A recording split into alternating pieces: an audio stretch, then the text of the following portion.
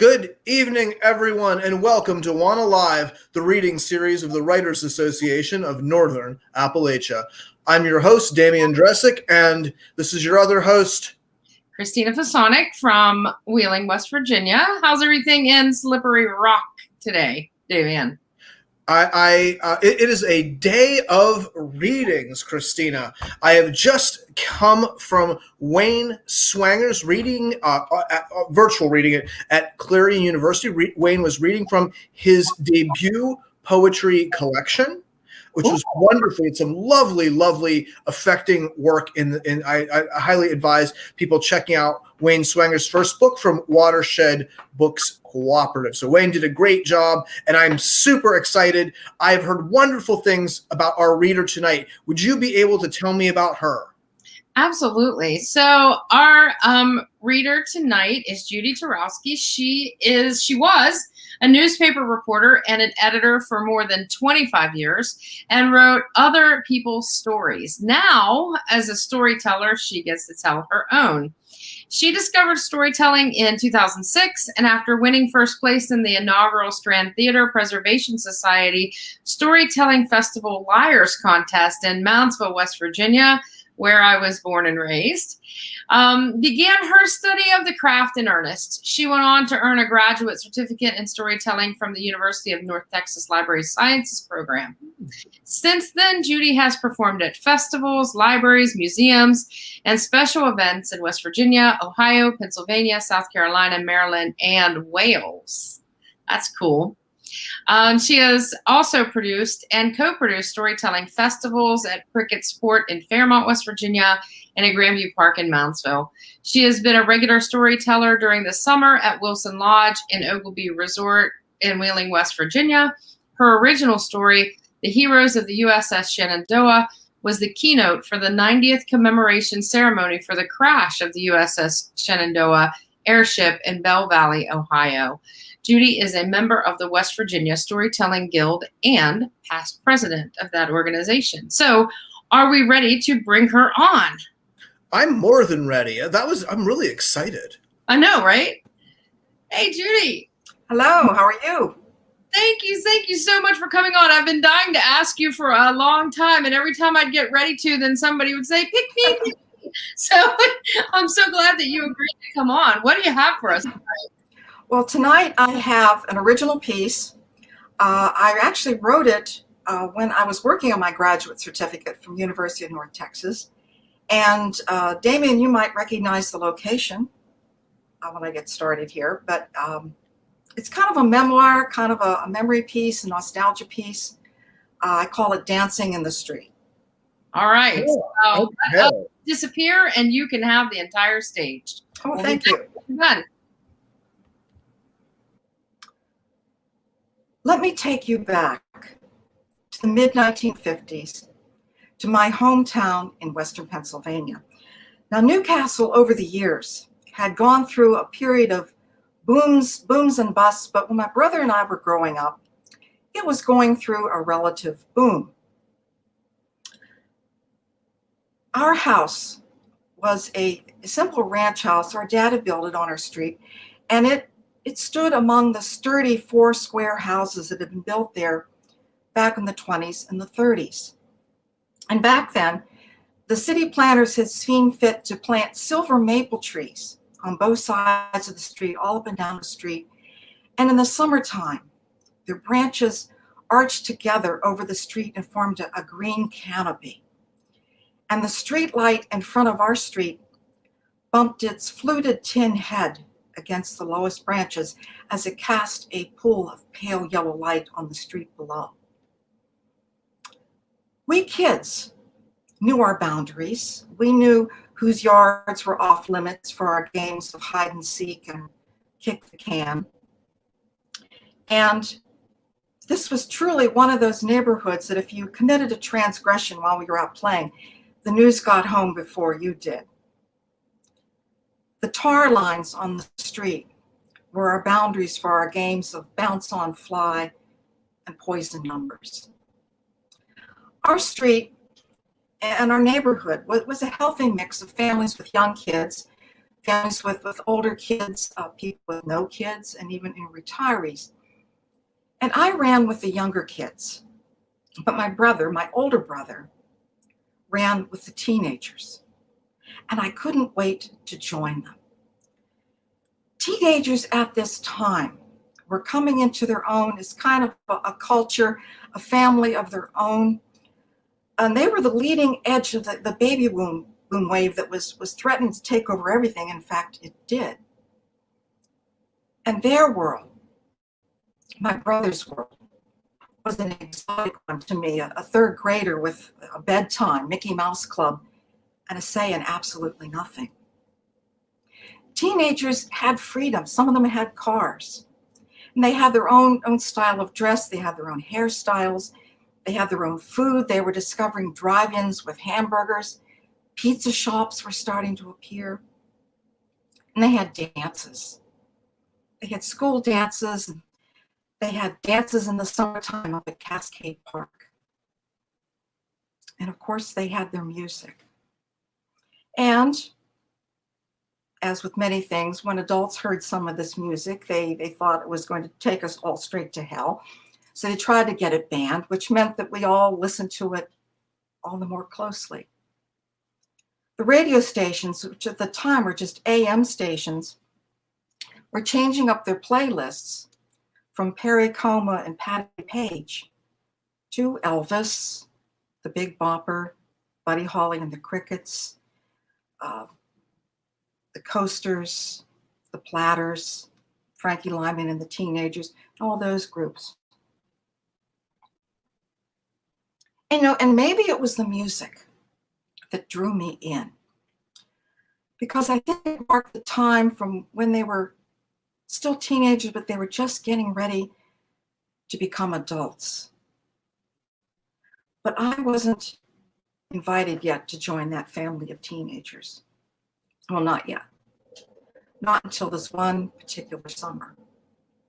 Now, my brother does not remember exactly why he asked our dad if he could take our little Silvertone portable record player outside after supper and play records. And our dad did say yes. So one nice, beautiful, warm summer evening, my brother took the record player out and set it up on the end of our driveway. And he ran an extension cord back to the garage, and he got out his 45 records and he started to play. And they came. Teenagers. Some he knew, some he didn't. And they gathered there on the street, gathered there in that yellow pool of light under the street light. And they began to dance. And I crouched there on the sidewalk watching them, wishing I could join in. And our parents were watching too. I could see them on the side porch. I could see the glow of their cigarettes there in the darkness. And I just sat there and watched those teenagers dancing. And then one of the neighbor girls, Annie, a teenager from across the street, came up to me and grabbed my hand. She says, "Come on, Judy, let's dance." So I followed her out there under the street. And I really tried to imitate those cool moves that I saw the kids doing on American Bandstand. And more teenagers came, just kind of materialized out of nowhere, and they were dancing there on the street, and no one called the cops.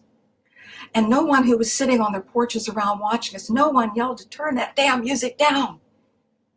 And so the kids danced there on the street. And then it was my bedtime. My mother called me in.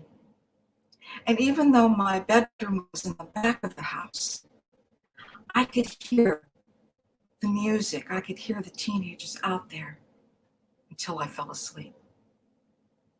Well, the dances went on the next night, and the next, my brother took the record player out. And each time, I got to join that family of teenagers. I was the chubby little sister who watched American Bandstand. But then sadly,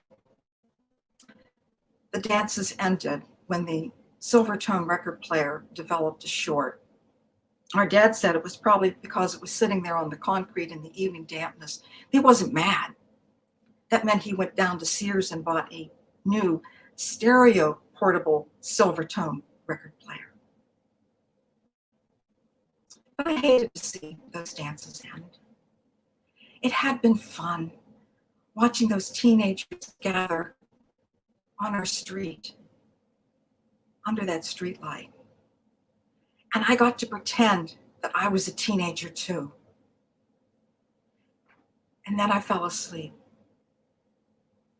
listening to those teenagers, listening to their music, listening as they gathered under that street light in that yellow pool of light, dancing in the street. Thank you for the listen.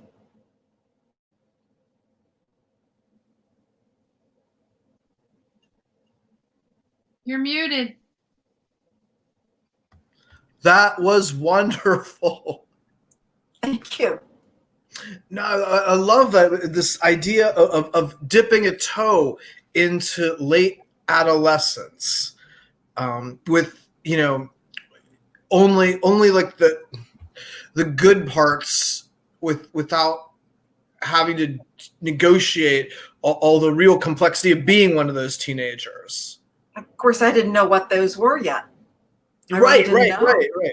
No, that was wonderful. It was like watching American Graffiti in 11 minutes and 2 seconds. In Newcastle. Right. Yeah. So, what was the name of the game that you played that involved the bug? What did that entail? I was fascinated by it. Poison numbers? No? Bounce on Fly? Bounce on Fly? Well, how do you play that? I don't remember. It was a game that was like baseball when you didn't have enough people to play baseball. You bounce the ball to the batter, and I guess if they hit it and they hit a fly ball, you could be up next, or if you missed the ball or something. Anyway, you always involved chasing the ball down the street. But it was when you had maybe 3 people, you could play baseball. You know, it was bounce on fly. Poison numbers was a complicated game. Involved being hit, having your own number, making somebody steps out into the street. I couldn't tell you how to play it anymore. I mean, it was just this very Byzantine rule game we played.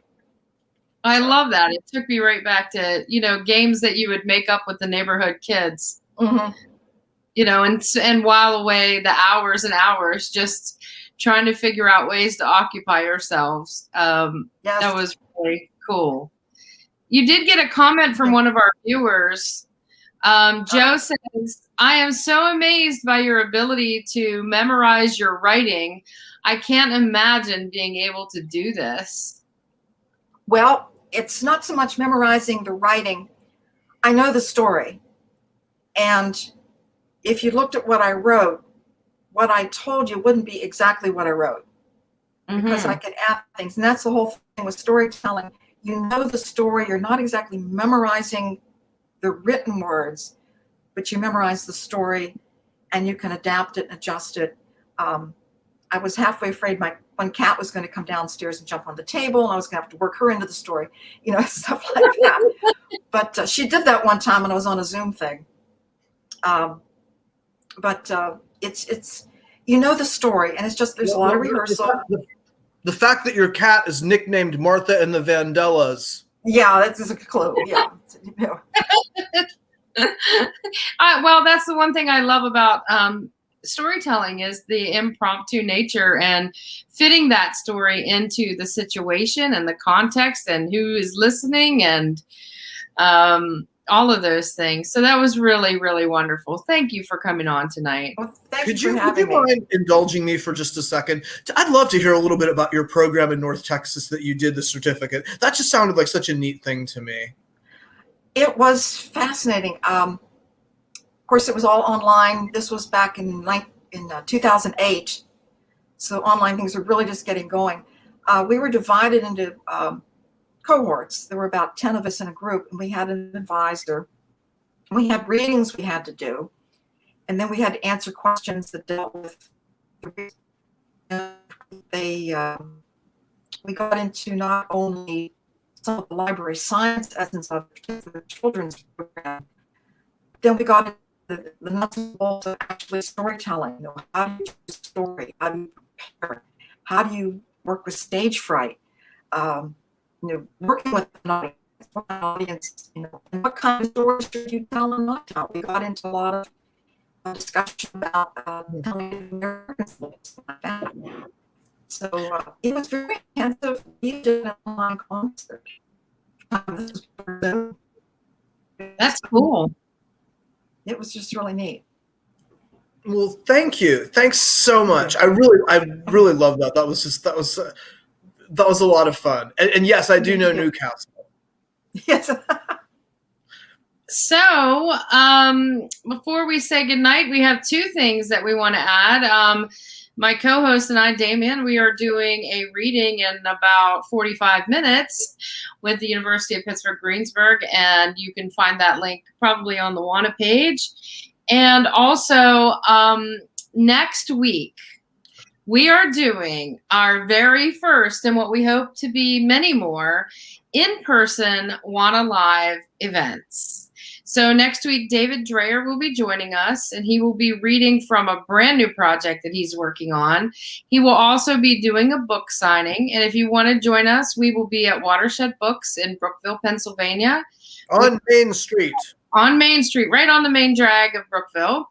And we will get started with the book signing at 6:30, and David will read at 7. And don't worry, people who are our regular viewers at home, we will be broadcasting live. We will just happen to all be together in one place. So we hope to see you all next week, again, at an hour early just because of logistics. But thank you again, Judi, for being on the show. Really appreciate it. Thank you. I really enjoyed it. It was really fun. All right. Thanks a lot. And to those of you who are going to be tuning into Pitt Greensburg, it's a response to Hillbilly Elegy Beyond Stereotypes. We've got Christina, myself, and the poet Byron Hoot, as well as some of Greensburg's fine undergraduate students reading. And Greg Clary will be there as well. Greg Clary will be on there as well, along with, what is a hoot without a Clary, right? I'll see you all later. See you next week. 7 o'clock. Have a good night, y'all. Good night, everybody. Bye now.